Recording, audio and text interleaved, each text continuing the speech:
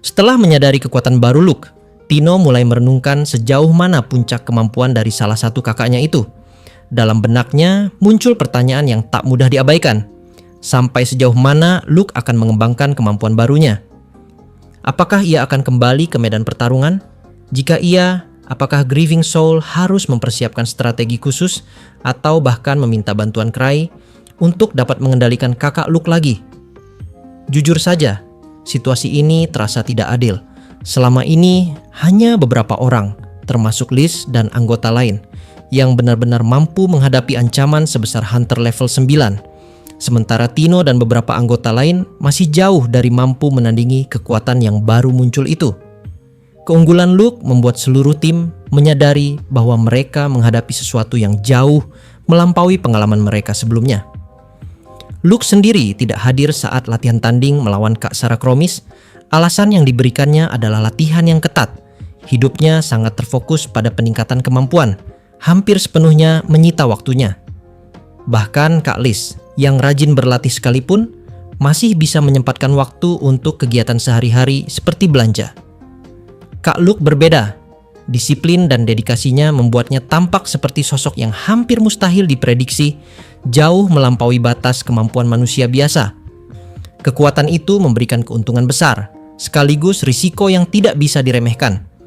Kesadaran ini membuat Tino tertegun, sekaligus waspada. Luke adalah peluang sekaligus ancaman. Peluang karena bisa menghadapi musuh jauh lebih kuat. Ancaman karena kekuatan misterius ini bisa menciptakan konsekuensi yang tidak terduga jika salah langkah. Sejauh mana Luke akan mendorong batas kemampuannya, dan apakah ia akan kembali dengan kekuatan yang semakin dahsyat, menjadi pertanyaan besar bagi seluruh anggota Grieving Soul. Setelah pembahasan panjang tentang kekuatan baru Luke berakhir, suasana markas Grieving Soul perlahan tenang. Tino, yang sedari tadi hanya mendengarkan, akhirnya beralih perhatian pada Sitri yang duduk santai di sudut ruangan. Perempuan itu tengah memutar tabung kaca berisi cairan berwarna ungu muda. Uapnya berputar pelan seperti asap lembut. Dalam diam, Tino menanyakan sesuatu yang sejak sparring terakhir masih mengganjal di pikirannya. Tentang alasan mengapa Sitri tidak menggunakan gas racikannya saat pertarungan latihan melawan Sarah. Sitri menjawab dengan nada ringan namun penuh keyakinan. Ia sudah cukup memahami kemampuan Sarah dan menilai bahwa kekuatannya, meski berbahaya, masih berada dalam batas yang bisa diatasi tanpa harus menggunakan gas. Ia juga menganggap tidak pantas memanfaatkan kemampuan itu di depan banyak anggota klan lain, apalagi dalam situasi latihan yang seharusnya terkendali. Penjelasan itu masuk akal bagi Tino. Ia tahu betul betapa berbahayanya racikan Sitri dan bahwa setiap kali gas itu dilepaskan, hasilnya sulit ditebak. Ia kemudian menimbang-nimbang kekuatan Sarah berdasarkan pengalamannya sendiri.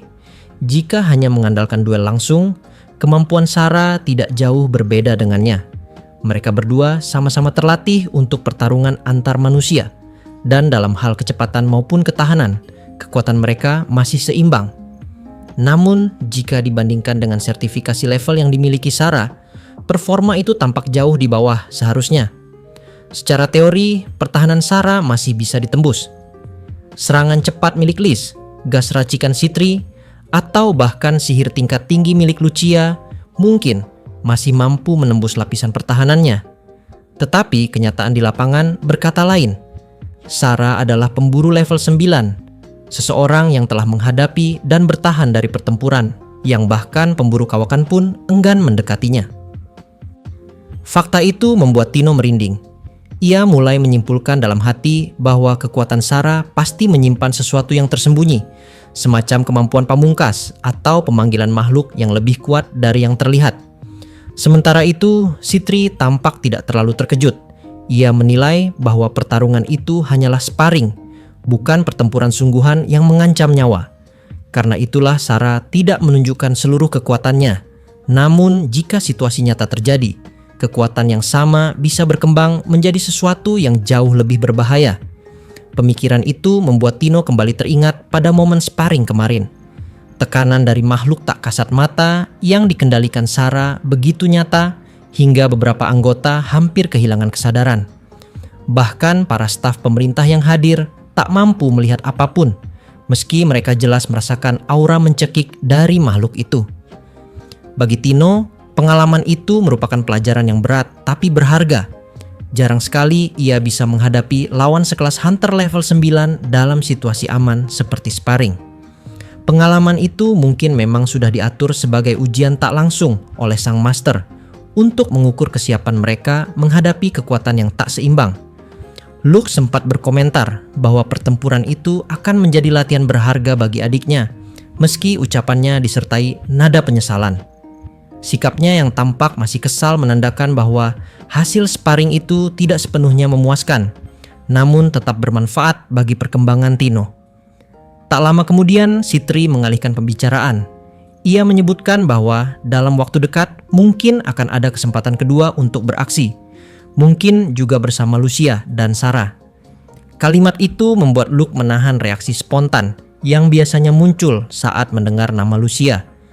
Rupanya, meski disiplin dan keras, Luke masih berhati-hati bila menyangkut rekan satu timnya. Sitri hanya tersenyum kecil melihat sikap itu. Dengan santai ia menjelaskan bahwa misi yang sedang dikerjakan Lucia kali ini tampaknya bukan tipe yang disukainya. Hal itu membuat Tino heran. Dalam pikirannya, Lucia adalah sosok sempurna, cantik, cerdas, menguasai sihir dan bela diri. Bahkan dikenal di Akademi Sihir Zebrudia dengan gelar Avatar of Creation. Ia mampu mengurai buku sihir master, menciptakan sihir orisinal, serta memiliki kontrak dengan spirit tingkat tinggi. Dengan reputasi seperti itu, rasanya mustahil membayangkan bahwa ia punya sesuatu yang bisa dianggap kelemahan. Namun, Sitri menyinggung hal yang tak pernah terpikirkan sebelumnya. Ia mengatakan bahwa Lucia ternyata memiliki satu ketakutan kecil yang tidak berkaitan sama sekali dengan kemampuan bertarungnya, yaitu rasa takutnya terhadap hantu. Atau dengan kata lain, kelemahan terbesar dari Lucia adalah ketakutannya kepada sosok para hantu. Tino hampir tidak mempercayai hal itu. Baginya, membayangkan Lucia, sosok penyihir jenius yang mampu memanipulasi elemen dan membongkar rahasia sihir kuno, menjadi takut hanya karena kehadiran sesuatu yang tak kasat mata, terasa seperti paradoks. Tapi semakin ia memikirkannya, semakin masuk akal. Tidak peduli seberapa kuat seseorang, selalu ada hal yang tidak bisa dijelaskan dengan logika atau sihir, dan mungkin bagi Lucia, ketakutan itu adalah sesuatu yang tidak bisa ia lawan dengan pengetahuan ataupun kekuatan. Tino teringat pada peristiwa beberapa waktu lalu di gereja ibu kota, ketika kutukan yang dikenal sebagai Meirin Slamen muncul dalam wujud menyerupai manusia. Warga biasa akan menyebutnya hantu, sesosok bayangan yang menangis tanpa suara, menempel di dinding-dinding batu suci.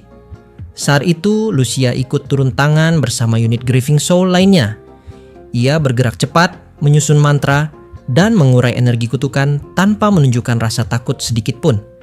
Namun, setelah pertempuran berakhir, Lucia terlihat diam cukup lama di depan altar yang dingin, seolah ingin memastikan tidak ada suara samar yang tersisa. Dari situlah, Tino mulai memahami bahwa takut tidak selalu berarti tidak berani. Dalam medan tempur nyata, Lucia tetap berfungsi sebagai penyihir dan komandan yang sempurna.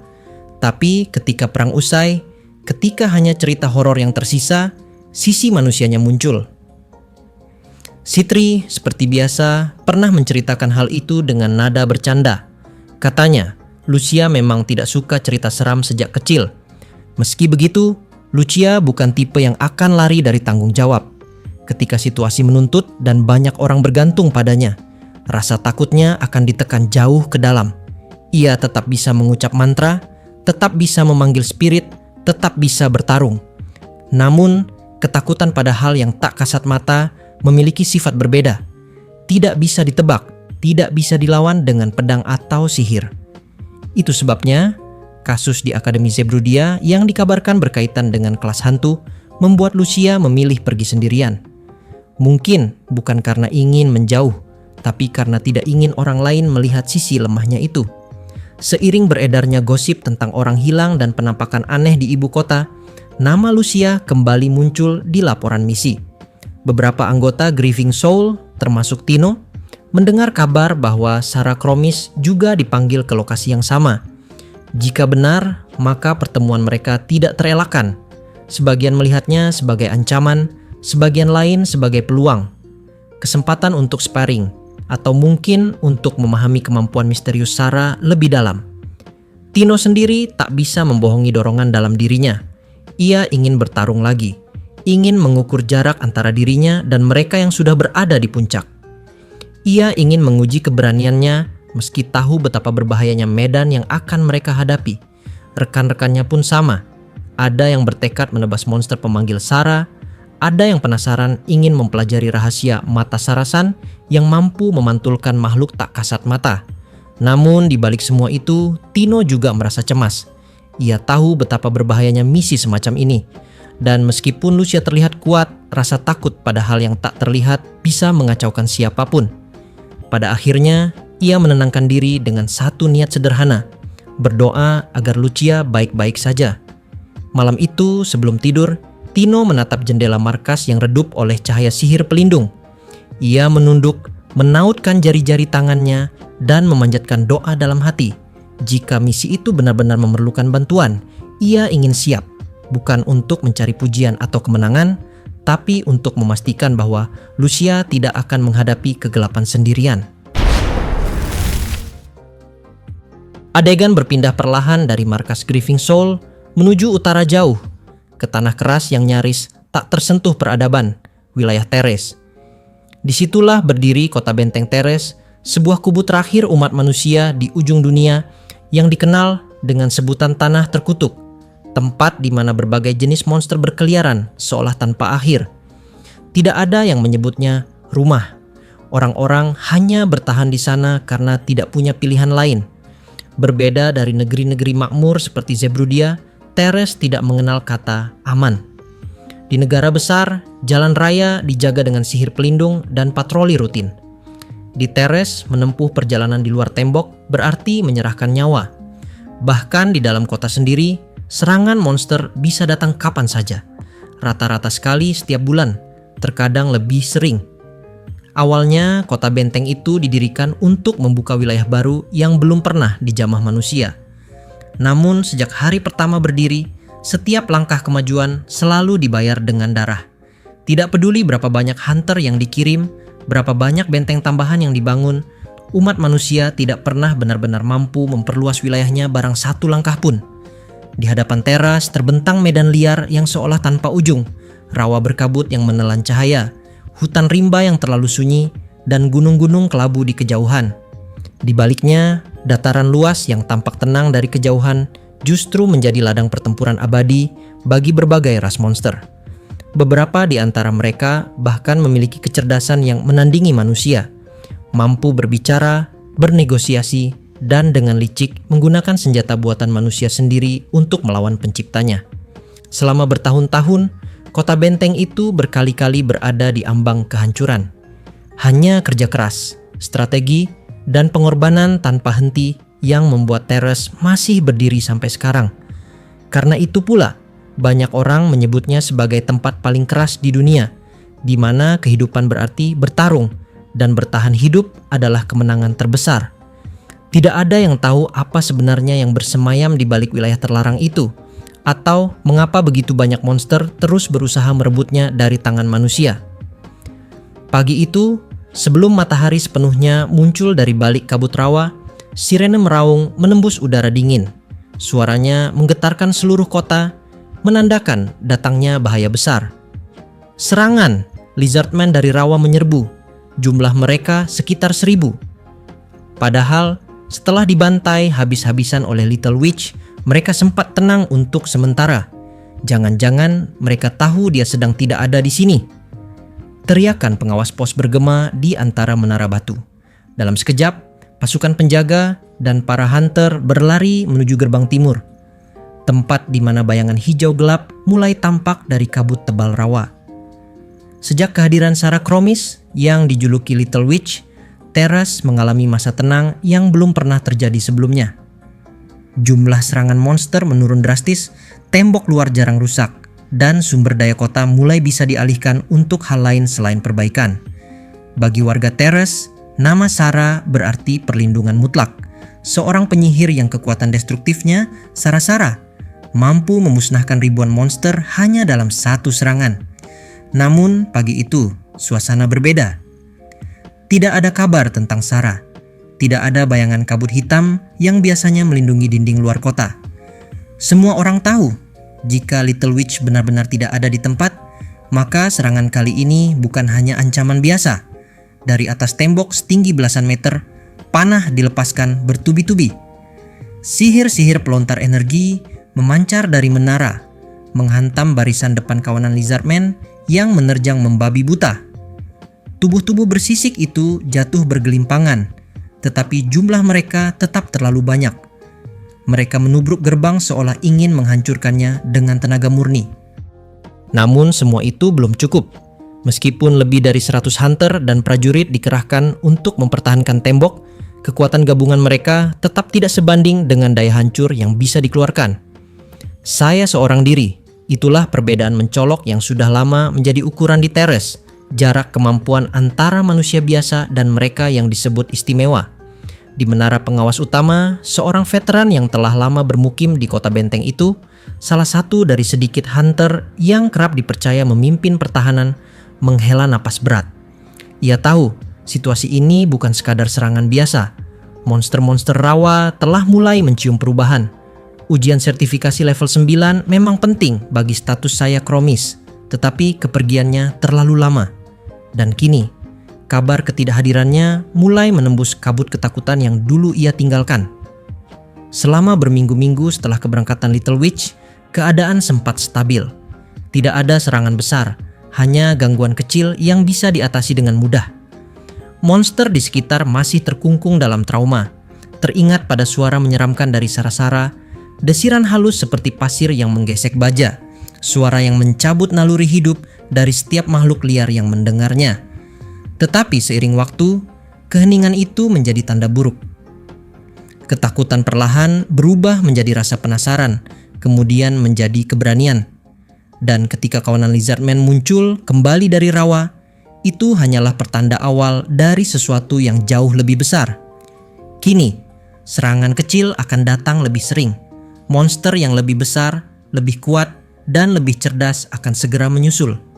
Mereka tidak hanya ingin membunuh, tetapi ingin menguji apakah Teres masih dilindungi oleh penyihir yang dijuluki bencana hidup itu, atau apakah kota benteng itu akhirnya kehilangan pelindungnya.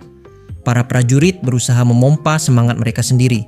Sorak-sorai terdengar dari atas tembok, lebih sebagai ilusi keberanian daripada keyakinan sejati.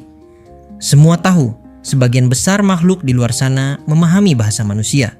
Setiap kata yang diucapkan dengan lantang di atas dinding batu adalah upaya untuk menjaga kebohongan tetap hidup, bahwa Little Witch masih di sini, masih mengawasi dari balik kabut.